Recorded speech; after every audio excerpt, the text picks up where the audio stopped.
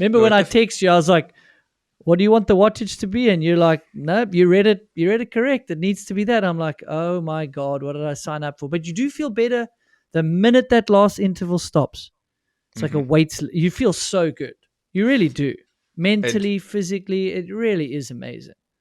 yeah, not that I wanted to veer too much off topic just yet, but Why there's not? a It's a whole podcast. I think that's what we're meant to do.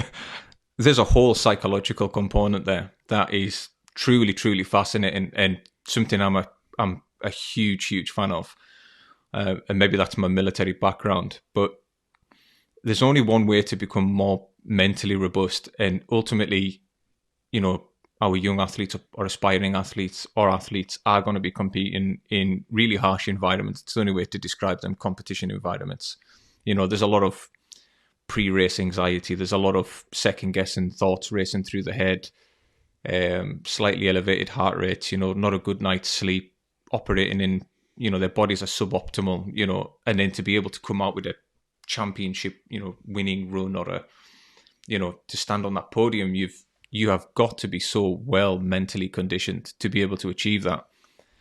And I'll be honest with you, the only way you're going to get to that level of mental robustness is doing things that you hate. It's the only way to do it. It's the only way we know how to do it. If you get up every day and do something you hate, well, slowly but surely you become, more mentally robust. You become tougher. But it's also a way of developing courage, which I think is super important for people to understand. Courage is something that a lot of high performance athletes need to develop. And what I mean by that is we can often be ruined by our own internal dialogue, especially pre-race anxiety can get the better of a lot of people. The jitters, the 101 thoughts that's going through the head every minute. To be able to face up to that and truly make sense of it and calm the mind down. It's not just about mindfulness, but it's about mental robustness and how strong and how willing you are and having a bit of courage to stand up to your own fears, because that's essentially what pre-race anxiety is. It's just fear. So it's a very brave thing to do as well. Yeah, I mean, that's very well put in. And I am so on top of that topic of, doing hard things builds resilience. It's a Mm-hmm. muscle. If you follow some of the guys we probably do follow, the guy Huberman, well, they've done huge podcasts on it, and you should probably go and download them. It's an actual part of the brain, they feel, right? And you're going to correct me because I'm not the scientist, I'm not the coach. And it just makes so much sense when they describe it from a scientific background. You have to do hard stuff to literally work out that muscle to then be able to do more hard stuff, and you get fulfillment from that. And that's in everyday life as well as an athlete. Like the reason Greg Minnaar, I mean, I had a podcast with him that'll come out later than this, but he was so doubtful that he had enough skill, and he just put himself in uncomfortable situations from such a young age. He doubted himself. He doubted that he'd have a career in downhill. Do you think the GOAT would doubt? No one from the outside would think that he has fears, that he has doubts. But because he's able to put himself, like you say, have courage to put himself in uncomfortable situations so often, then you normalize that, I think.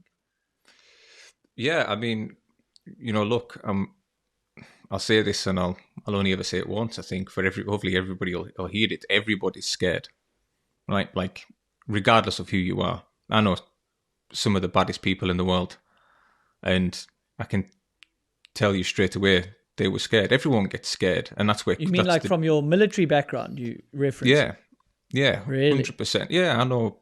I know guys that I serve with.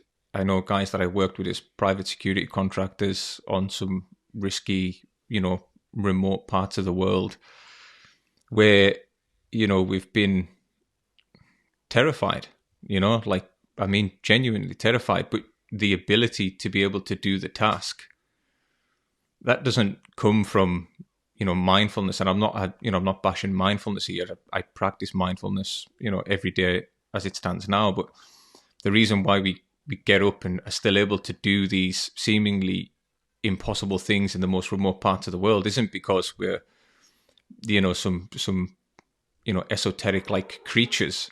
We are just well conditioned. We, through training and through a long period of time, your mind gets conditioned to do things that you don't want to do.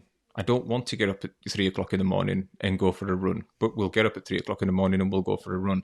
I don't want to be in the middle of the jungle in South America for 6 weeks and be in wet clothes and not have a shower for over a month and not have hot food for over a month, but you're still able to repetitively do those tasks. And I asked myself this question for a very, very long. I didn't see it because I was so young, but how is it that you're able to take these young men, because that's what we all are, we're all very young at this point, and how are you able to take these young people, send them to anywhere in the world, and I mean anywhere, into some of the worst environments and worst conditions, and have them operate at the highest level, and yeah, the physical components are there. We were physically robust, but it's more the mental robustness. And it all stems down to what we did every day. You got up every day and you did things that you don't want to do. And you really can't underestimate how powerful that is.